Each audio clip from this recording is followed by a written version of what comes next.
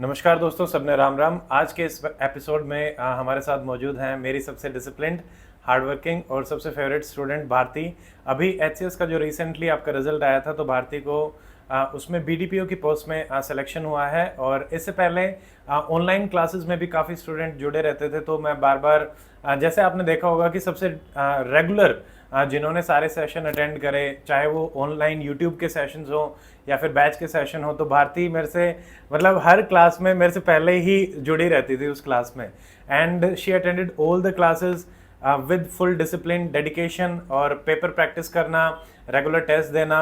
तो सारी चीज़ों का कम्युलेटिव हमारी जो जर्नी रही, अकेडमी जब स्टार्ट करी थी उसके कुछ ही महीनों के बाद, 2-3 महीनों बाद भारती अकेडमी से जुड़ी थी। और उसके बाद से लेके अभी तक सारा सफ़र हमने साथ में तय किया, और इसके बारे में भी आपसे और डिटेल में बात करेंगे। प्लस भारती की क्या स्ट्रैटेजी रही, किस तरीके से इन्होंने सारा अपना सफ़र प्रिपरेशन का कंटिन्यू किया और कैसे रहा, और कैसे फाइनल एचसीएस में सिलेक्शन हुआ, उसको भी हम देखेंगे। इससे पहले मैं आपको बता देता हूँ कि जैसे जो एचसीएस प्री के इससे पहले जो 3 अटेम्प्ट हुए थे, उसमें भारती ने मेंस लिखा था, बट हम हर बार वेट करते थे कि मेंस में किसी न किसी कारण से सिलेक्शन नहीं हो पा रहा था। And every time I used to say her कि Bharti just wait for some time, और जिस दिन हमारा मेंस क्वालिफाई होगा उस दिन हमारा सिलेक्शन भी हो जाएगा। और वो घड़ी इस बार के एचसीएस के फाइनल एग्जाम में आ गई। और सबसे ज़्यादा खुशी, मतलब जो बिल्कुल ही क्लोज स्टूडेंट एसोसिएटेड रहते हैं, उनकी एक खुशी अलग ही रहती है, और उनसे मिलने का मतलब चाव भी अलग ही रहता है। तो आज भारती कई दिन के बाद आई हैं। वैसे तो एग्जाम के रिजल्ट को आए काफ़ी टाइम हो गया है। आज फिर हम पूरी जर्नी जानते हैं भारती की, और इस एपिसोड को शुरू करते हैं। Bharti, first of all welcome. Thank you so much sir. Okay, सबसे पहले तो भारती ये बताओ, क्योंकि रिजल्ट अभी आया है, इसकी एक्सपेक्टेशन हमें काफ़ी टाइम से थी, तो yes, कैसा लग रहा है रिजल्ट आने के बाद? सर बहुत अच्छा लग रहा है, क्योंकि it's been a long journey. जब से मैं इसको स्टार्ट किया था मैंने प्रिपरेशन, आफ्टर ऑल मतलब रिजल्ट मिला है, तो अब खुशी बहुत ज़्यादा हो रही है। एंड कॉन्फिडेंस भी आया है कि आगे फर्दर अगर मेरे को कंटिन्यू करना है तो it would be much better. Okay, तो और घर पे मतलब एक और चीज़ की, जैसे सिलेक्शन से पहले और सिलेक्शन वाले दिन के बाद क्या चीज़ें बदली हैं? सिलेक्शन से पहले सर मतलब जैसे आज रिजल्ट आना है, उससे पहले 3 दिन, जैसे मैं जिस दिन से इंटरव्यू दे के आई थी 11 जून को, उस दिन मेरा बर्थडे था। तो आई वाज थिंकिंग कि ये बर्थडे शायद मेरे लिए अच्छा हो, कि भाई मेरा इंटरव्यू अच्छा जाए, मेरा रिजल्ट अच्छा आ जाए। क्योंकि सर मुझे कहीं ना कहीं फीलिंग ये थी कि मेरा जो मेंस हुआ है ना, वो अच्छा हुआ है, 300 के पास मुझे मार्क्स मिल जाएंगे आराम से। तो मेरा मोस्टली जो डिपेंडेंट था वो इंटरव्यू पे था। तो मेरा अच्छा गया था sir interview, but not expected जितना मैंने एक्सपेक्ट किया था, क्योंकि मैं वहाँ ज़्यादा मतलब मेरे क्वेश्चंस ऐसे थे कि मैं थोड़ा सा डिस्ट्रैक्ट हो गई थी। बट उस दिन से सर मैं 14 को मुझे ये पता था कि आज ये मार्क्स डालेंगे, तब तक मैं 3 दिन सोई नहीं हूँ sir. It was so depressing, मतलब ऐसा था कि भाई कुछ भी हो सकता है, क्योंकि गारंटी किसी को भी नहीं होती कि भाई हो जाएगा। इट वॉज डिप्रेसिंग, बट उसके बाद से पीस है, थोड़ा सा मेंटली स्टेबिलिटी है कि भाई हाँ अब ठीक है, अभी अच्छा लग रहा है सर। फैमिली अच्छी है, सबसे अच्छी खुशी ये है कि फैमिली को जो खुशी मिल रही है ना सर, कि हम कहीं ना कहीं उनको वो दे पाए जो उनको चाहिए था, वो सबसे अच्छा। एक और चीज़ बताओ कि जैसे हम कहते हैं ना कि सिलेक्शन के बाद काफ़ी लोग के इंटरेक्शन करने का तरीका भी बदल जाता है, तो क्या वो भी एक्सपीरियंस किया है आफ्टर सिलेक्शन? एब्सोल्युटली सर, ये तो मेरे ख्याल से सबसे ज़्यादा होता है। क्योंकि जैसे अभी मेरे पापा के पास है, जैसे पापा गांव में हैं, तो उनके पास इतने लोगों के फ़ोन आते हैं सर, वो थक चुके हैं। मतलब ऐसा हो रहा है कि इतने फ़ोन, जैसे जिसको पता चलता जा रहा है ना, सब मतलब इतना उनको, हाँ कॉन्ग्रेचुलेशन। तो सर थोड़ा सा बदलता है। और घर पे भी बदल जाता है, सब लोग गुस्सा करना बंद कर देता है। ऐसा लगता है हाँ भाई नहीं, इसने मेहनत की है, तो ये थोड़ी सी इसको मत बोलो अब। जब तक रिजल्ट नहीं आता उससे पहले ये लगता है कि ये क्यों पढ़ रही है, पढ़ती रहती है, रिजल्ट होना है या नहीं होना है सर, वो डाउट रहता ही है। बट अब अच्छा लगता है, थोड़ा सा रिस्पेक्ट भी बहुत मिलती है घर में। ऐसा लगता है कि नहीं, बच्चे ने मेहनत की है, रिकॉग्निशन मिलता है सर। ये बहुत अच्छी चीज़ है, और ये मिलना भी चाहिए, स्पेशली इतनी सारी मेहनत करने के बाद। अब हम उस मेहनत वाले सफ़र के बारे में डिस्कस करते हैं भारती, कि जैसे आप मतलब मेरे साथ तो लगभग जनवरी 2021 या फरवरी 2021 के आसपास जुड़े थे। Yes sir. है ना, अकेडमी भी उसी टाइम पे ही शुरू हुई थी, बट उससे पहले भी आपका सफ़र रहा था। तो आप ब्रीफली जो पहले का भी सफ़र था और अकेडमी के साथ का भी जो सफ़र था, उसके बारे में बताइए तैयारी का। सर मेरा मतलब मैं 2014 में मेरी बीटेक का लास्ट सेमेस्टर था, 7th सेमेस्टर, तो उसमें मेरी कैंपस प्लेसमेंट हो गई थी जेबीएम में, गुड़गांव में। तो सर मेरा 8 सेमेस्टर वहीं पे ट्रेनिंग में था, तो उसके बाद मेरी प्लेसमेंट हो गई थी, तो मैंने 2 साल काम किया है उसमें। तो वहाँ से फिर मतलब उससे पहले सर मेरा ज़ीरो प्रिपरेशन का वो था कि भाई मैंने नहीं पढ़ रखा था, क्योंकि साइंस बैकग्राउंड था, तो ऐसा कुछ था नहीं कि भाई मेरे को प्रिपेयर था, बट शौक था सर। और जैसे मैंने वहीं पे जब मैं रहती थी पीजी में, तो मेरे पास बुक्स सारी थी, जैसे ज्योग्राफी की, पॉलिटी की, तो मेरे को ऐसा लगता था यार टाइम वेस्ट करने से अच्छा इनको पढ़ के देख लूँ, अगर बाय चांस मौका मिला और प्रिपेयर करने का टाइम मिला तो मैं ज़रूर करूँगी। फिर सर उसके बाद मेरी 2016 में मार्च में मेरी इंगेजमेंट हो गई थी, और तो उसके बाद जैसे इंगेजमेंट के लिए घर पे आए थे देखने के लिए, तो पापा ने कुछ भी नहीं बोला था, पापा ने बस इतना बोला था कि भाई इसको है ना पढ़ने का शौक है, तो बस इसको पढ़ा देना। तो मेरे फादर इन लोग बोले जब तक मैं हूँ ना तब तक तो कोई टेंशन है नहीं, क्योंकि फाइनेंशियली कोई प्रॉब्लम थी नहीं सर। तो उन्होंने उस टाइम बस एक ही बात हुई थी और उन्होंने वही किया। अगस्त में मैंने जॉब छोड़ी सर, उन्होंने मेरे को कोचिंग दिलवाई, मैं दिल्ली गई थी, बट वो मेरा सबसे बड़ा डिजास्टर था सर उस टाइम पे कि मैंने ये डिसीजन लिया कि मैंने वीकेंड बैच लिया, क्योंकि जीरो से स्टार्ट करने के लिए मुझे ऐसा लगता है कि हमें रेगुलर बैच लेने की बहुत ज़्यादा ज़रूरत है। वीकेंड में सर वो शॉर्ट करवाएंगे, मतलब तुम्हारा सिलेबस कंप्लीट पे फोकस करेंगे, बट वो चीज़ नहीं हो पाती जो हम रेगुलरली करते हैं। तो वहाँ से स्टार्ट किया सर। फिर फर्स्ट अटैम्प्ट तो प्रिपरेशन स्टार्ट थी नहीं सर, वो घर वाले बोले दे दो सर। 2 अटैम्प्ट तो ऐसे ही चले गए विदाउट प्रिपरेशन। बट यूँ था कि सर उसके बाद उस टाइम पे आपने यूपीएससी के अटैम्प्ट? हाँ, यूपीएससी अटैम्प्ट दिए हैं सर। फिर उसके बाद सर 2019 में मैंने अटैम्प्ट नहीं दिया, क्योंकि मैं प्रेग्नेंट थी और आ रहा हुआ सर 2019 में मई में, तो उस टाइम मैंने अटैम्प्ट नहीं दिया सर। उसके बाद से सर फिर मैंने एचसीएस की वैकेंसी निकलने लगी थी सर, 2021 में फर्स्ट निकली थी, जो मेरा एग्जाम कैथल में हुआ था, जो हमारा शायद कैंसिल हो गया था, वो मेरा क्लियर हो गया था सर। फिर उसके बाद उसी दौरान जब सर मेरा प्रीलिम्स था, उस टाइम मैं आपसे जुड़ी थी, क्योंकि उस टाइम मैंने आपकी वीडियो देखी थी कि आप प्रिपरेशन लास्ट मोमेंट जो प्रिपरेशन करवाई थी ना सर उस टाइम एचसीएस की मैराथन जो क्लासेस थी, मतलब दैट वाज परफेक्ट। मुझे ऐसा लग रहा था इतनी मेहनत करके, मतलब सब कुछ उसके अंदर, अगर हम बुक्स भी नहीं पढ़ रहे हैं ना तो एक एक लाइन उसके अंदर थी, तो मुझे लगा मेरे को सर से बात करनी पड़ेगी। तो मेरा उस टाइम बाय चांस क्लियर हो गया प्रीलिम्स, अच्छा हुआ था सर, प्रीलिम्स मेरा क्लियर हो गया। और फिर मैंने मेंस में आपसे बात करी, फिर उसके बाद मेंस मेरा वो फिर कैंसिल ही हो गया सर हमारा। फिर हमारा दोबारा प्रीलिम्स हुआ है, वो फिर मेरा फिर क्लियर हो गया था सर। फिर वो मेंस रह गया, फर्स्ट टाइम मेंस था सर, तो मुझे डाउट था कहीं ना कहीं शायद ना भी हो भी जाए। फिर मार्क्स अच्छे थे सर, बट जब उन्होंने मार्क्स दिखाए तो 262 मार्क्स थे सर, तो उससे एक एनकरेजमेंट मिली कि नहीं Bharti, you are very near, हो जाएगा। तो फिर सर मैंने और मेहनत करी, मेंस राइटिंग पे ज़्यादा प्रैक्टिस करी, तो फिर उसके बाद दोबारा प्रीलिम्स हुआ सर, वो फिर हो गया सर। वो मेंस बहुत अच्छा गया था, बट उसमें फिर से वो ग्लिचेस 61 स्टूडेंट्स वाला केस हो गया सर। उसके बाद बहुत डिप्रेशन हुआ, मतलब ऐसे मैं सर को फ़ोन करती थी बार की बार, सर मैं छोड़ रही हूँ सर, अब पढ़ाई मेरे से नहीं हो रही सर, मतलब कई बार ऐसा हो जाता है सर, एंड पॉइंट पे आगे इतने साल से कर रहे हैं हम। फिर उसके बाद सर आपसे मुझे जो एनकरेज मिली, आपने उस टाइम जो साथ दिया, नहीं भारती हो जाएगा। फिर सर अब ये जो प्रोसेस था ये वाला बहुत जल्दी निकल गया सर हमारा, फरवरी फिर मार्च में मेंस भी बहुत अच्छा हुआ। हम उस टाइम यही डिस्कस कर रहे थे कि बस अभी वैकेंसी भी आने वाली है और थोड़ा सा टाइम और लगेगा। यस सर, उस टाइम तो बहुत सपोर्ट किया सर आपने, क्योंकि क्या होता है ना सर, उस टाइम हम अकेले होते हैं प्रिपरेशन के टाइम पे, और ऐसा लगता है यार कोई हमें अच्छा बोले, क्योंकि सर सबको यूँ लगता है यार इतने साल से कर रही है, हो नहीं रहा है, इसका मतलब पढ़ाई नहीं कर रही है। होता है सर, वो नॉर्मली हर कोई सोचता है, बट वो जो एनकरेजमेंट आपने उस टाइम दी, मैं बात करती थी सर आपसे, आपने टाइम निकाला, मतलब हर बार फ़ोन अटेंड किया, तो that played a very important role sir. Thank you. Thank you, ठीक है, वेलकम ऑल्सो। तो भारती, अब इसमें एक और चीज़ है, जैसे मान लो मैं सब लोगों को बता दूं, जैसे भारती ने बताया कि पहली बार जो प्री हुआ था और उसी टाइम पे एकेडमी शुरू हुई थी, जैसे भारती कह रही है ना कि भारती को मैंने सपोर्ट किया, वैसे ही भारती ने मेरे को सपोर्ट किया। और इसके पीछे रीज़न भी है, क्योंकि जैसे मेंस बैच में भारती आई थी, तो जब एडमिशन होता है तब स्टूडेंट्स ज़्यादा होते हैं, पहली क्लास में भी अच्छे खासे स्टूडेंट अटेंड करेंगे live, but second class, third class, तो सबका अपना शेड्यूल इस हिसाब से बन जाता है कि लाइव क्लास में बच्चे कम होते हैं, रिकॉर्डेड फिर ज़्यादा प्रेफर करते हैं। बट भारती और मैंने अकेले लाइव क्लासेस लिए मेंस बैच की, जो पहले वाला हमारा था, और उसके बाद तो हर बैच में, क्योंकि साथ में ही रहते थे, क्लासेस चलती रहती थी।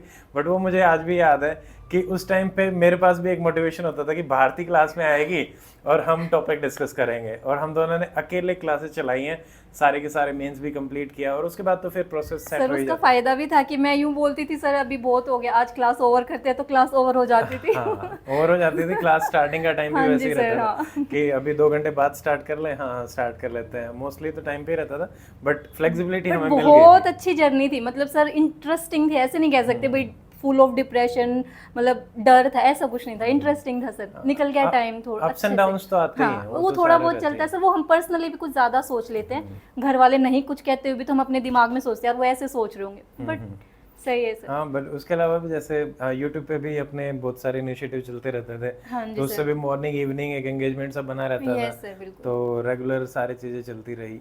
तो वो तो हम दोनों ने तो साथ में ये पिछले 3 साल का सफ़र किया है।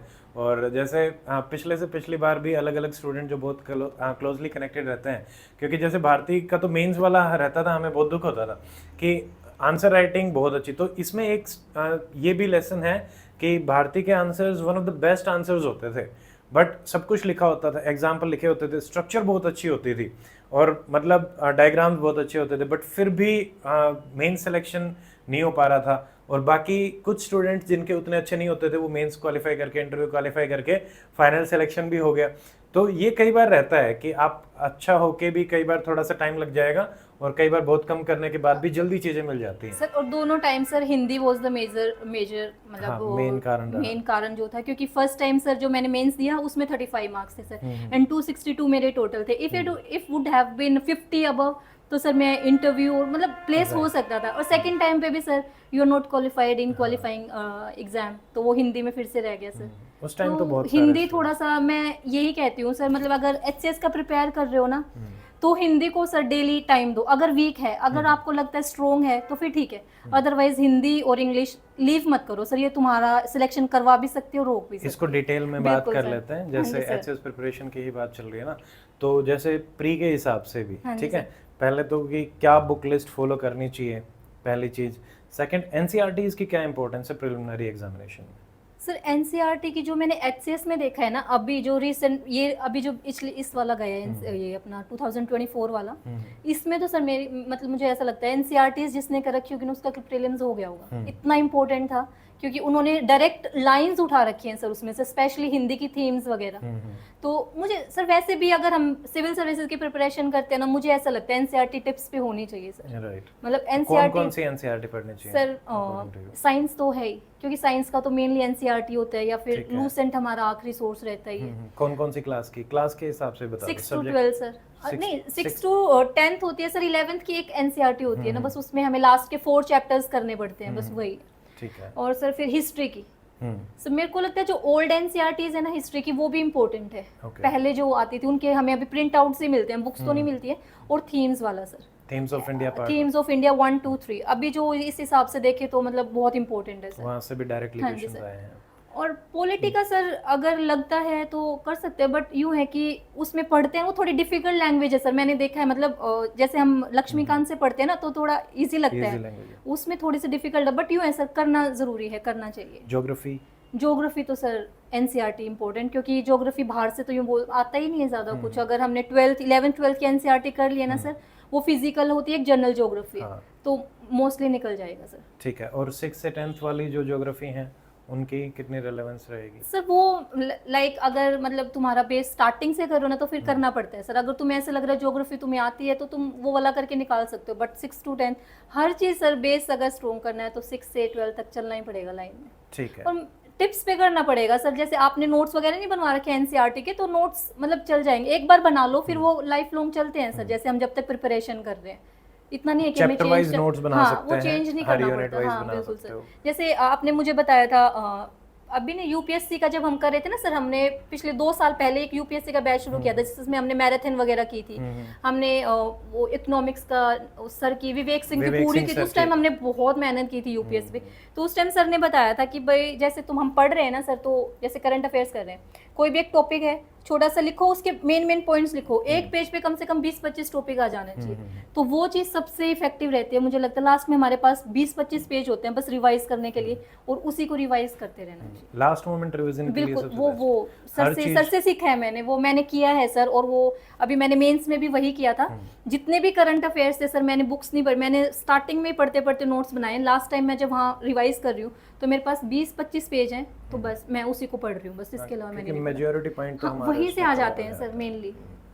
ठीक है। उसके अलावा जैसे अगर स्टैंडर्ड बुक्स देखें तो एक एक सब्जेक्ट की कोई स्टैंडर्ड बुक हम फॉलो करना चाहें तो? ज्योग्राफी का सर जैसे मैंने बोला मैंने एनसीईआरटी से किया NCERT से हो और जाएगा। ज्योग्राफी मेरा ऑप्शनल था सर, तो इसलिए मैंने और स्टैंडर्ड बुक्स पे फोकस किया नहीं। ठीक है। और पॉलिटी सर लक्ष्मीकांत, ठीक है। मैंने उसी को फॉलो किया है। और History? History sir spectrum, modern India के लिए बाकी मैंने एनसीईआरटी से किया है सर सारा। ठीक है। और इकोनॉमिक्स सर हमने मतलब नोट्स वगैरह मतलब आपने जो मृणाल करवाया था हाँ। मृणाल सर के नोट्स उससे किया है। बट सर एक विवेक सिंह सर वाले सर जो की आपने book है। करवाई है ना हाँ, सर, वो वो भी उसके अच्छी book है। एमसीक्यूज वगैरह बहुत अच्छे हैं। अगर हम उसे अपनी प्रैक्टिस को वो करना चाहिए कि भाई इम्प्रूव करना है तो बार की बार करेंगे तो रिवाइज हो जाता है। ठीक है, ये स्टैंडर्ड बुक हो जाएंगे। हाँ। साइंस में तो कोई साइंस में सर standard book अगर available? करना है एचसीएस के उससे देखिए ना तो सर मुझे ऐसा लगता है कि वो कर लो एनसीईआरटी, बाद में लूसन के गो थ्रू जा सकते हैं, मतलब निकल जाता है वहाँ से। ठीक है। हाँ। और उसमें हमने मैराथन्स में भी वो सारी चीजें कवर करी थी मैराथन में सब कुछ कवर है सर, अगर science किसी को वाली जो रिवाइज थी। करना है तो उसमें आराम से हो जाता है। हाँ, मैराथन में उससे- सब है। ठीक है, तो ये लगभग प्री की लगभग हमने सारे। हरियाणा जी के हरियाणा जी की सर वो बुक है अरिहंत वाली, मैंने सिर्फ उसी से पढ़ा है सर, उसके अलावा नहीं पढ़ा। वो सर की जो क्लासेस थी हमने क्लास में प्रदीप किया सर था ना, वाले प्रदीप सर classes? की क्लासेस करी थी, बस उसी से लिया है। वो भी काफी इंटरेस्टिंग। हाँ वो मतलब सर थोड़ा सा बहुत इंटरेस्टिंग वे में पढ़ाते हैं, ऐसे बोर नहीं होने देते हैं। उनकी हाँ। ट्रिक्स जो होती है ना, हाँ। मतलब हंसने लग जाते हैं हम लोग सुन के, तो मतलब ऐसा लगता है वो भूलते नहीं, एग्जाम्स टाइम में याद आ जाती है। और वो बीच बीच में जो शॉर्ट वीडियो ट्रिक्स हम बनाते थे मैं और प्रदीप सर, हाँ, उनसे कितनी वो हेल्प होती है? लर्न मतलब सर जैसे आप ट्रिक्स बना रहे हो ना, जैसे वो क्या बोलते हो, वो कैपिटल्स वगैरह जो होती हाँ, है वो मगधा थोड़ा से। डिफिकल्ट हो जाता है अगर हम पर्सनली करते हैं। अगर उनकी ट्रिक्स है ना तो थोड़ा सा इफेक्टिवली लर्न हो जाता है। ठीक है, तो लगभग हमने प्री का तो बात कर ली है। प्री में टेस्ट सीरीज की कितनी इंपॉर्टेंस रहती है भारतीय, और कितने टेस्ट लगाने चाहिए? सर और मैं प्रीवियस ईयर पेपर के हिसाब से? अगर मैंने जो देखा है कि लास्ट जो मोमेंट होते हैं ना सर, जो 1 मंथ है, मुझे लगता है उसमें कोई टेस्ट नहीं लगाना चाहिए। मुझे जो अपना पर्सनल लगता है उसमें रिवाइज करो, उससे पहले तुम्हारे पास टाइम है, तुम लगाते रहो साइड बाय साइड। डेली भी लगा लोगे एक तो भी उससे कुछ फर्क नहीं पड़ता सर। मतलब यूं नहीं ज़्यादा ही लगाने से तुम्हें कुछ होगा, बट एक यूं है सर, अगर जैसे हमने पॉलिटी रिवाइज कर ली, जैसे सेक्शनल वाइज भी टेस्ट होते हैं, पॉलिटी पूरी कंप्लीट हो गई है, अगर हमें चेक करना है तो टेस्ट दे लेते हैं सर। ठीक है। ऐसे करना चाहिए, मतलब और प्रीवियस ईयर क्वेश्चंस की कितनी इंपॉर्टेंस बहुत रहती है? बहुत इंपॉर्टेंट है सर। उससे हमें ना आइडिया मिल जाता है कि भाई किस टाइप के क्वेश्चन आ जाते हैं, और जब हम पढ़ते हैं तो थोड़ा सा आइडिया लग जाएगा भाई उस टाइप के क्वेश्चन आए तो उसको उसी हिसाब से पढ़ना चाहिए। ठीक है। थोड़ा सा इंसाइट हो जाता है सर। और अगर हम रफ आइडिया रखें कि मान लो एचसीएस में तो क्योंकि अभी पैटर्न चेंज हुआ है, तो हाँ। हमारे पास 4-5 पेपर्स हाँ हैं, जी। बट यूपीएससी के भी अगर कोई प्रीवियस ईयर पेपर करना चाहे तो कितने साल के करने चाहिए? 10 इयर्स तो मैक्सिमम हो जाते हैं सर, अदरवाइज 5-6 भी चल जाता है सर, लेकिन 10 इयर्स तो अगर 5 टाइम है तो 5 to 10 5 चल to जाएंगे 10 सर। ईयर्स हाँ कर जी, हाँ जी। लेते हैं। ठीक है, तो ये लगभग प्री का अपना टेस्ट हाँ सीरीज जी। का भी हो गया है, और बुक्स भी हमने डिस्कस कर ली हैं। अब मेंस के हिसाब से कैसे स्ट्रेटजाइज करा जाए चीज़ों को, आपने कैसे स्ट्रेटजाइज किया था, और बाकी जो अभी प्रिपेयर कर रहे हैं उनको कैसे हेल्प हो सकती है उससे? सर मेंस का ये था कि मैंने आपके साथ स्टार्ट किया था उस टाइम से पहले। उस टाइम पे जब तक यूपीएससी का प्री नहीं निकला था तो मैंने इतना फोकस किया नहीं था। जब ऐसा लगा था कि अभी मेरा एचसीएस का प्री नहीं कर रहा है तो मेरे को मेंस लिखना है, तब मैंने बहुत अच्छे से फोकस किया था। तो जैसे आपने बताया कि डेली सर लिखना पड़ता है, प्रैक्टिस करनी पड़ती है, वो ऐसे नहीं बोल सकती भाई मैंने नहीं किया। सच तो यही है कि भाई लिखना पड़ता है, तब थोड़ा बहुत प्रैक्टिस होती है उससे। ठीक है। और टॉपिक्स के हिसाब से जैसे जो हमने मतलब एक जो लिस्ट थी जो मैंने प्रोवाइड कराई थी 500 वो टॉपिक्स बहुत वाले इनफ है सर। वो जो लिस्ट आपने प्रोवाइड की थी ना, मुझे ऐसा लगता है उसमें से बाहर कुछ भी नहीं आता है। और ऐसे ही सर जीएस का मतलब ऐसे है कि जैसे जीएस आता है अपना 2 लैंग्वेज पेपर हो गए, एक ऑप्शनल है। हाँ। ऑप्शनल सबका अलग अलग स्ट्रैटेजी होती है सर। अब ये तो स्ट्रैटेजी मेरे को ऐसा लगता है सर सबकी यूनिक है, हम ये नहीं कह सकते उसकी फॉलो करके मैं क्लियर कर सकती हूँ या फिर मेरी फॉलो करके कोई और क्लियर कर सकते हैं। बट हाँ थोड़ा सा इंसाइट्स ले सकते हैं कि भाई हम इस तरफ कर सकते हैं थोड़ा सा। बट ये है सर कि जैसे हमने जीएस का प्रिपेयर किया था, हमने जो टॉपिक्स ले लिए थे, हमने 300 टॉपिक्स प्रिपेयर कर लिए और सर उससे बाहर कुछ आता भी नहीं है। अगर आता है तो हम उनसे रिलेट भी कर पाते हैं। हाँ। उससे बाहर आता भी नहीं, क्योंकि वही है सर जीएस में। और जीएस को सर एक बार वो कहते हैं ना रिलीजियसली फॉलो करके प्रिपेयर कर लो ना, तो उसके बाद मेरे को लगता है बस रिवाइज ही रहता है। उसके बाद सफिशिएंटली हाँ, कवर हो गया था, हो मेंस के गया हिसाब था से सर, मेरा हो गया था। ओके। और फिर करंट अफेयर्स थोड़ा सा रह जाता है सर, वो क्योंकि करंट अफेयर्स वाले टॉपिक आते रहते हैं, वो थोड़ा करना पड़ता है। जैसे 2021 वाले में हुआ था सर, वो जो अपने जो भी लॉन्च किया था आईएनएस विक्रमादित्य वगैरह, तो वो उनके लिए थोड़ा सा करंट अफेयर्स फोकस वो उसमें कवर था सर सारा अपना। हाँ, वो लगभग हमने सारी चीजें मोस्टली कर ली मेन थी, टॉपिक ही आते हैं सर, इतना डीपली नहीं है। ठीक है। और उसके अलावा हिंदी और इंग्लिश में? हिंदी में सर मैंने बहुत स्ट्रगल किया है, क्योंकि मुझे अच्छा, जो बुक फॉलो करी थी वो बता दो पहले तो। हिंदी और इंग्लिश में। सर आपने ही बताई थी मुझे वो बुक, वो सामान्य हिंदी नालंदा पब्लिकेशन की फॉलो करी थी मैंने। ग्रामर के लिए भी वही फॉलो करी है और सब चीज़ों के लिए, और प्रैक्टिस वो कंप्लीट कवर कर ही लेती है। हाँ हाँ ठीक है। और इंग्लिश में? इंग्लिश की सर वही लूसेंट करी थी। लूसेंट, ठीक है। प्लिंथ टू पैरामाउंट वाली? नहीं, प्लिंथ टू पैरामाउंट मैंने नहीं करी सर, क्योंकि मुझे उसको मैंने आपने तो शुरू में मुझे वो बताई थी सर, इसलिए मैंने वही, हाँ, उससे हो गया था सर मेरा। ठीक है। तो लूसेंट वाली बुक भी फॉलो कर सकते हैं अगर प्लिंथ टू पैरामाउंट। मैं मोस्टली उसके बारे में बताता हूँ क्योंकि हमने जो इस बार भी मेंस में उसमें से यूं है कि उसमें थोड़ा सा बहुत बेसिक से अच्छे से क्लियर होता चला। प्लिंथ टू पैरामाउंट बुक वैसी है, बट मैंने स्टार्ट उससे किया था ना सर, तो फिर मैं उसी पे स्टार्ट रह गई, मैंने बुक एक्सचेंज नहीं की। ठीक है, चलो वो भी मतलब सफिशिएंटली कवर होना चाहिए टॉपिक अगर हाँ, उसमें वो भी सारे मैंने हैं तो 2021 का मेंस हुआ था तब आपसे पूछा था सर मैं लैंग्वेज के लिए कौन सी बुक्स फॉलो करूँ, तो आपने उनके लिए बताया। ठीक है, तो ये दोनों बुक हो जाएंगी, इंग्लिश हिंदी। और इसमें प्रैक्टिस जैसे प्रीवियस ईयर पेपर और टॉपिक सिलेक्शन? सर इसमें हिंदी सर मेरे को लगता है कि अच्छे से प्रिपेयर करनी चाहिए, जैसे लेटर राइटिंग है तो इसको ना मतलब एग्जाम्स आने से पहले ऐसे कर लो कि लेटर्स में कोई प्रॉब्लम नहीं हो सर। अगर लेटर राइटिंग और इतना भी कर लेते हैं ना सर, एग्जाम आराम से निकल जाता है, अदरवाइज फेल कर देते हैं सर हिंदी में। तो वो बहुत बड़ा मतलब ऐसे लगता है कि नहीं, प्रैक्टिस करनी चाहिए सर, जितना जीएस की प्रैक्टिस करो ना, अगर हिंदी वीक है तो उतनी प्रैक्टिस करो। अब की बार सर मैंने, मेरे को लगता है जीएस की इतनी नहीं करी जितनी मैंने हिंदी की प्रैक्टिस करी है सर, क्योंकि हिंदी में मैं बहुत डर गई थी ना सर, 2 बार हो गया था, ऐसा लगता है कि इसमें नहीं रहना चाहिए, बाकी सब निकल जाएगा। बाकी जिनकी इंग्लिश वीक है उनको इंग्लिश में भी करनी चाहिए। मान लीजिए कई स्टूडेंट है जो इंग्लिश ठीक है वो हिंदी की प्रैक्टिस कर रहे हैं, बट जिनकी हिंदी ठीक है तो उनको इंग्लिश, क्योंकि काफी इंग्लिश में भी फेल हो रहे हैं और इंग्लिश वाले हिंदी में भी फेल। बिल्कुल सर, ये 2 लैंग्वेज पेपर बहुत इंपॉर्टेंट रोल प्ले करते हैं सर। और साथ साथ ऐसा नहीं है सर जीएस और ऑप्शनल में फोकस करो, इक्वली फोकस करो, आराम से पेपर निकल जाएगा सर। आंसर राइटिंग के हिसाब से बात कर लेते हैं भारती, क्योंकि मैंने तो देखा है आपने बहुत सारे आंसर्स लिखे हैं। हर इनिशिएटिव में आप आंसर लिखते थे, चाहे हमारा लैब वाला था या मेंस टेस्ट सीरीज का था, मैड वाले में भी थे। बट अगर एक नंबर ऑफ क्वेश्चंस की बात करें कि भाई इतने तो कम से कम आपको लिखने चाहिए, वो कितने नंबर ऑफ क्वेश्चंस हो सकते हैं डेली सर? डेली के हिसाब से अगर कोई लिखना चाहता है या फिर लास्ट में भी प्रैक्टिस करना चाहता है, मान लो 1 महीना है या 1.5 महीना है, जैसे हमने वो 5 मैड शुरू नहीं कर रहा था सर, उसमें डेली के 5 क्वेश्चन थे। मुझे लगता है अगर उसी टाइम पे जैसे हम डेली लिख रहे थे 5, मुझे लगता बहुत है सर इतने। 5 क्वेश्चन मैंने 5 ही लिखे हैं सर, मैं ज्यादा एग्जैजरेट नहीं करूंगी, मैंने इतना लिखा इतना मैंने नहीं लिखी सर। मैंने, आपने बोला उस दिन हम वो सुबह 9 बजे स्टार्ट हो 10 बजे, हम वो 9 से 1 घंटे में 5 ही क्वेश्चन लिखते थे पूरे दिन। बट ये था कि सर टॉपिक्स पता होते थे, उसको रिवाइज कर लो, वो लिखो, उसके बाद नहीं पता चलता भूल रहे हैं तो फिर रिवाइज कर लो। ठीक है, उतना बहुत है सर। 5 और अप्रोक्सीमेटली ये कहें कि एक अच्छी आंसर राइटिंग के लिए कि मिनिमम कितने क्वेश्चन लिखे कोई स्टूडेंट? 100, 150, 200 सर कितने, मतलब मेंस में जाने से पहले? हाँ, ओवरऑल मतलब जिस तरह मान लो मेरे को ये अटेम्प्ट देना है, अभी मैं प्रिपरेशन में हूँ, अगला मेंस देना है, तो अभी पूरे साल का टाइम है। हाँ, पूरे साल का टाइम है सर। जैसे मैं आपको नेक्स्ट, क्योंकि जो नेक्स्ट आने वाले स्टूडेंट डेली 1 और 2 भी हो सकते हैं सर, ऐसा कुछ नहीं है। 5 तो वो हमारा एंड पॉइंट चल रहा था इसलिए हमने 5 किया।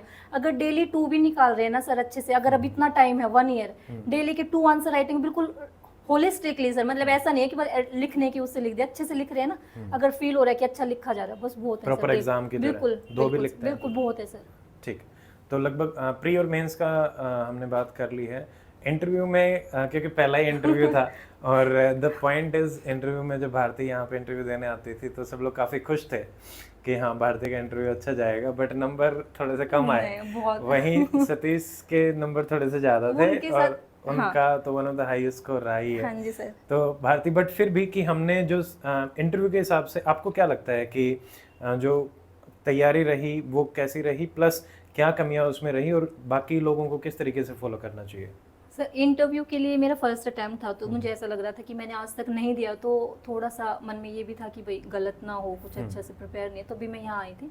मैं तब तक तो ऑनलाइन ही चल रही थी सर। तो मतलब फिर उसके बाद यहाँ जो मैंने ऑफलाइन इंटरव्यूज दिए ना सर, तो उससे थोड़ा, जो मैं फर्स्ट टाइम इंटरव्यू दिया था उस टाइम तो सर मैं प्रिपेयर्ड ही नहीं थी, तो इट वाज जस्ट एक्सटेम्पोर लगा लो सर, कि मतलब मैं गई थी और वहाँ पे दे दिया, बस इस टाइप से था। बट उस टाइम पे सर जो इन्होंने मुझे फीडबैक दिया सर ने, मैम ने, तो इतना एनकरेजिंग था सर, ऐसा लग रहा था कि नहीं हो जाएगा, निकल जाएगा, क्योंकि उन्होंने ऐसा बोला नहीं कि भाई तुम्हें ये नहीं आता वो नहीं आता, उन्होंने बोला था बहुत अच्छा है, तो एनकरेजमेंट हुई, इसीलिए फिर मैंने दोबारा मॉक भी दिया सर। तो फिर उस दिन भी ऐसे ही बोला मैम ने, सर ने, कि भाई अच्छा है। बट सर वो बोलते हैं ना, डी डे जब आता है उस दिन मेन चीज़ वो है सर, उस दिन पता चलता है क्या है क्या नहीं है। उस दिन सर मैं एक्साइटेड थी कि चलो इतने दिन से अच्छा ही दे रही हूँ तो आज भी अच्छा होएगा, तो मैं सबसे पहले नंबर मेरा ही था, तो मैं सबसे पहले चली गई एक्साइटेड होके। ओके। शुरू में अच्छा हुआ अच्छा, सर। इसमें एक और चीज़ ऐड कर लेते हैं क्योंकि डिस्कशन चल रहा है, पिछले वाले मतलब जो हमने सेशंस लिए थे उसमें उस टाइप की बात नहीं हो पाई थी। हाँ जी। एंड स्टूडेंट्स ने कमेंट भी किया था कि इंटरव्यू में जो क्वेश्चंस पूछे हैं ना, तो वो किस टाइप के आपसे पूछे गए थे, थोड़ा सा उससे भी वॉक थ्रू करा दो 5-10 मिनट में कि हाँ ऐसे ऐसे क्वेश्चन रहे, मतलब एंट्री से लेके एग्जिट तक का वो एक्सपीरियंस भी शेयर करो। जी सर, जैसे मैं अंदर गई तो मैं बैठी थी वहाँ पे, तो फिर उन्होंने कहा introduce yourself, do you know the rules, जो अभी अभी तुम्हें ब्रीफ किया गया है। मैंने कहा यस सर। तो बोले क्या था, मैंने कहा we don't have to reveal our identity.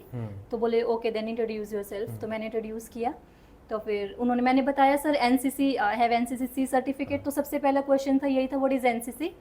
तो सर मैं आई टोल्ड देम कि एनसीसी ये है मतलब सोशल, मतलब वॉलंटियर ऑर्गेनाइजेशन है, तो मतलब सर्विस नेशन के। तो मैंने ऐसे एग्जांपल दिया, मैंने डेफिनेशन लर्न कर रखी थी सर। तो बोले ये तो रट रखा है। तो मैंने कहा, फिर यहाँ पे मुझे थोड़ा बोला गया कि सर मैंने जब एक और मॉक दिया था उसमें मुझे ये बोला गया था कि भाई थोड़ा डेफिनेशन अच्छे से बताना। तो वहाँ पे डेफिनेशन मैंने बताई सर, मैं वहाँ पे ऐसे क्योंकि मैंने कहा यार मैंने तो अच्छे से लर्न कर रखा, तो ये बोल रहे रटा हुआ है। तो मैंने कहा सर वैसे भी एक वॉलंटियर ऑर्गेनाइजेशन है, तुम्हें करना है, ज्वाइन करना है, तुम्हें खुद के लिए, मतलब ऐसा नहीं है। बोले ठीक है सर। फिर उसके बाद उन्होंने मेरे से पूछा हरियाणा, व्हाट इज हरियाणा। तो मैंने सर उस टाइम ये पूरा गेम चेंजर था सर। अगर मैं उनको ये बोल देती अबोर्ड ऑफ गॉड, तो सर वो मेरे को लगता है इंटरव्यू चेंज हो जाता। तो मैंने उनको बोला बहुधन्य का इन महाभारत। तो सर वो पूरा गेम चेंज हो गया। बहुधन्य का उन्होंने एग्रीकल्चर से रिलेट कर दिया और उन्होंने सर मुझे पूरा एग्रीकल्चर पे घुमा दिया। हाँ, और आपने मेरे को उस दिन बताया भी था कि जैसे आने वाले जो स्टूडेंट थे उनसे भी फिर एग्रीकल्चर। एग्जैक्टली सर, मेरे पास 7 स्टूडेंट्स का इंटरव्यू है। मेरे पास मधु थी ना सर, मेरी फ्रेंड, उसका भी उसी वाले ग्रुप में था। सबको सेम क्वेश्चंस पे घुमा दिया।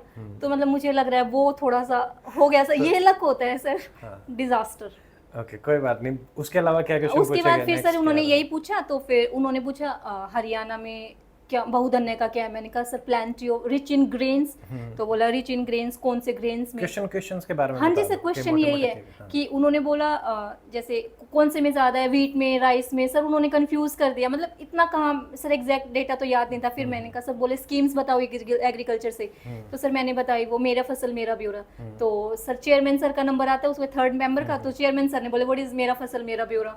तो मैंने उनको बताया। तो फिर बोले इससे गवर्नमेंट को क्या फायदा हुआ, फार्मर्स को क्या फायदा हुआ, ये वाली चीज थी सर। उन्होंने फिर एक आपदा करके कोई क्वेश्चन पूछा था, तो सर मैंने मना कर दिया, वो मुझे नहीं आता था। उससे नेक्स्ट मेंबर पे गए, तब सर उन्होंने मेरे से हॉबी का पूछा, कुकिंग का। तो मैंने कहा ये कुकिंग।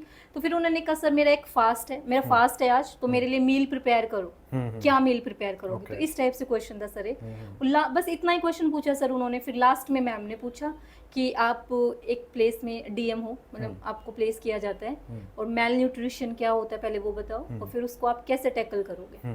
तो मैंने कहा मैम पहले हम जाते हैं वहाँ पे, थोड़ा बहुत डेटा होना चाहिए, उसको हमें एनालाइज करेंगे, उसके बाद हमें थोड़ा सा ये श्योर करना चाहिए कि भाई जो हमारे डिस्ट्रीब्यूशंस हो रही हैं, पीडीएस वगैरह हो रहा है, वो अच्छे से हो और एक्यूरेटली हो, इफेक्टिवली हो, कोई लीकेज ना हो, टारगेटेड हो।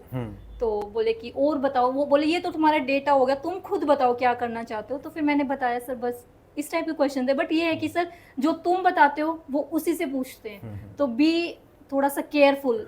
जिसमें तुम परफेक्ट हो मुंह से वही निकलना चाहिए। शब्द बहुत बिल्कुल बिल्कुल सर। और अब यहाँ पे एक और पॉइंट पे बात कर लेते हैं। जैसे कई बार ये एक परसेप्शन होता है कि इंटरव्यू में कुछ भी पूछ सकते हैं, जबकि हमने जो प्रिपरेशन रखी थी कि भाई आपका बैकग्राउंड है, चाहे वो एजुकेशन का है या फिर आपका ऑप्शनल है या आपकी हॉबीज़ हैं, उसमें ही आप प्रिपेयर करें। तो आपका एक्सपीरियंस या बाकी स्टूडेंट्स का जो एक्सपीरियंस रहा, तो क्या चीज़ रहती है, क्या कुछ भी पूछ लेते हैं या जो मतलब एक स्टैंडर्ड प्रिपरेशन होती है उसी हिसाब से सवाल? नहीं सर, कुछ भी नहीं पूछते हैं, उसी से ही पूछते हैं। जैसे तुम्हारी हॉबी होगी तो एक क्वेश्चन जरूर आएगा उससे, ऐसा नहीं पूछेंगे।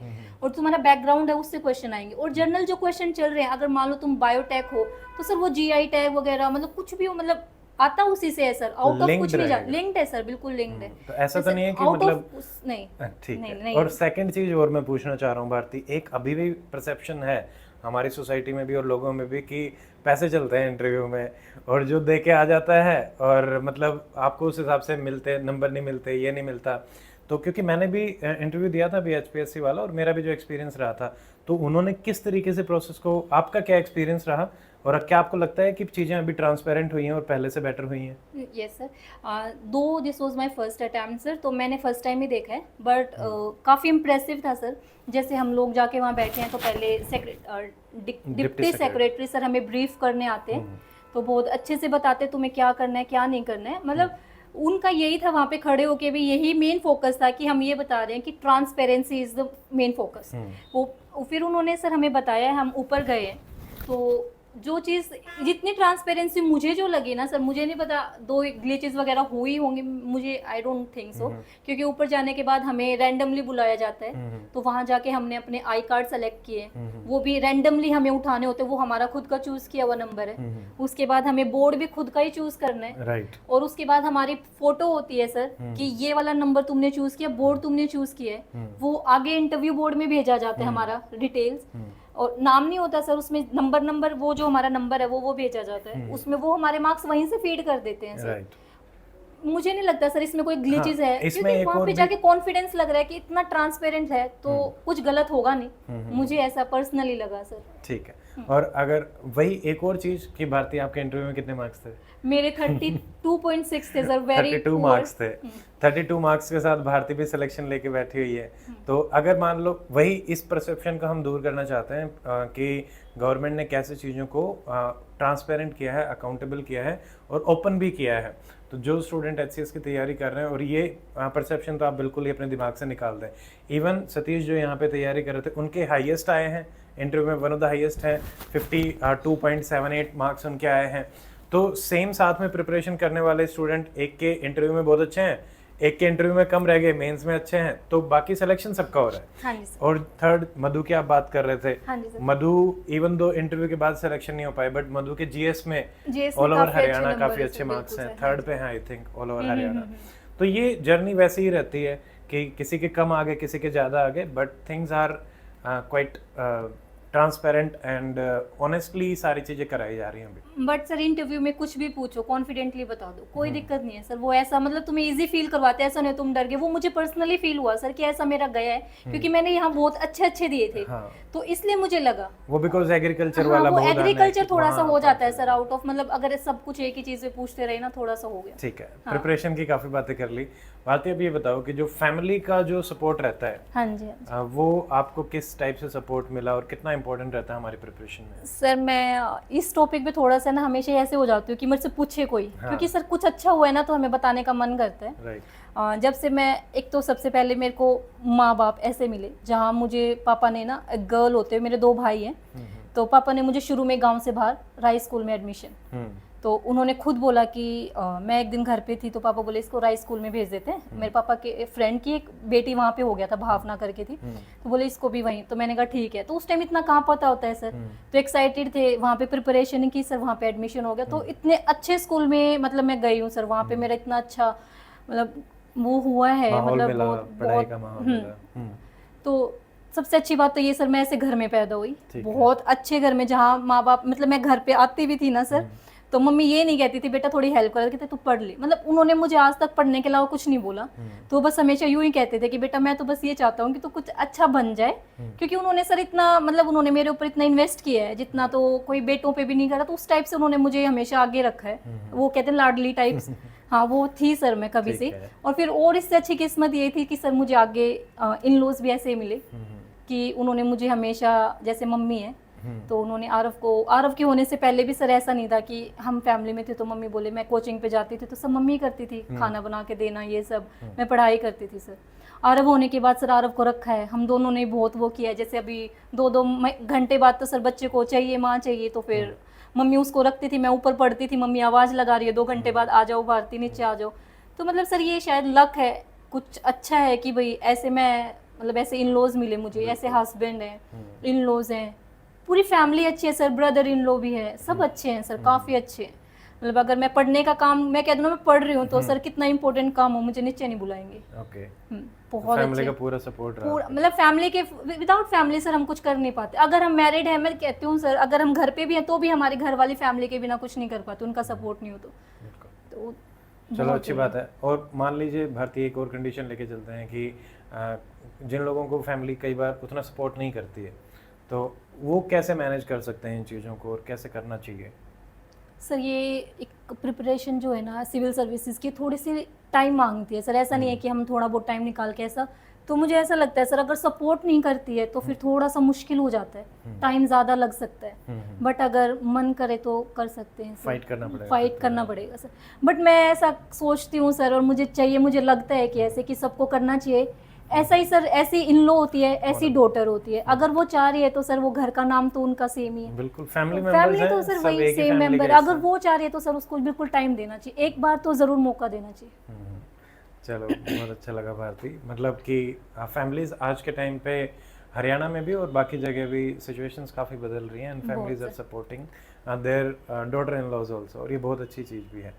चलो उसके अलावा अभी हमने लगभग काफ़ी बातें कर ली हैं, Yes, sir. तो लास्ट में जाते जाते कि जो स्टूडेंट अभी प्रिपेयर कर रहे हैं उनको आप क्या मैसेज देना चाहेंगे, प्रिपरेशन के हिसाब से भी, लाइफ के हिसाब से भी, जो भी अप्स एंड डाउन्स होते हैं हर चीज़ को ध्यान में रखते हुए Yes. क्या मैसेज आप देना चाहोगे? सर मैसेज तो मैं यही कहना चाहूँगी, जैसे प्रिपरेशन बहुत लंबी है सर, इस लाइन में अगर हम आ गए ना तो एक तो पेशेंस बहुत ज़रूरी है, क्योंकि सर टाइम बहुत लगेगा। अगर हम किस्मत है सर, लक है, कई बार हमारा फर्स्ट टाइम हो जाता है, बट नहीं, अगर हम चल रहे हैं तो थोड़ा सा पेशेंस रखो, ज़रूर होगा, हार्ड वर्क और पेशेंस ज़रूर, क्योंकि सर जीनियस हर कोई नहीं होता है, जीनियस एक बच्चा पैदा होता है तो हार्ड वर्क वाले और ज़्यादा होते हैं, तो एक ही जीनियस होता है सर, मान लो वो तो हार्ड वर्क ज़्यादा है, तो हार्ड वर्क मेरे को लगता है सर कई बार जीनियस को भी पीछे छोड़ देता है।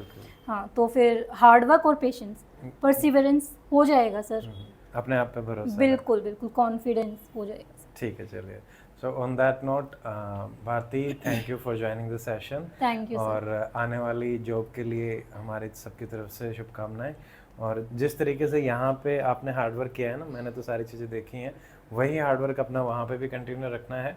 एंड अभी जैसे हम बात कर रहे थे, पढ़ाई छोड़नी नहीं है, क्योंकि अभी हमारे लिए एक पोस्ट और बाकी है, जिसके लिए हमें टारगेट करना है। एंड नेक्स्ट टाइम यूपीएससी भी प्लस हरियाणा के हिसाब से, हाँ, एचसीएस एग्जीक्यूटिव, इससे अगली बार हम उसमें देखेंगे सर। आप थोड़ा सा कॉन्फिडेंस आ जाएगा, अच्छे से मेंस दिया जाएगा, इंटरव्यू और अच्छे से दिया जाएगा। वो सतीश सर से, एक वो सतीश सर थे ना सर, उनसे थोड़ी सी वो मिलती है, सीख मिलती है, इंस्पिरेशन मिलती है, क्योंकि उनकी लास्ट टाइम 31 मार्क्स थे और वो रह गए थे सर, उनका सिलेक्शन नहीं हुआ, एंड ही वाज लाइक कि भारतीय अब की बार मेरे को कुछ नहीं, मेरे को एक जॉब चाहिए, और मैं इसलिए वो इतना अच्छे से प्रिपेयर कर रहे थे इतने दिन से, तो सीख मिलती है सर, अपने साथ वालों से ही मिलती है। तो मुझे लगता है कि अगली बार मेरा भी उनकी तरफ बहुत अच्छा होगा और फिर से हो जाएगा। ठीक है, चलिए भारती, तो इस सेशन को भी एंड करते हैं।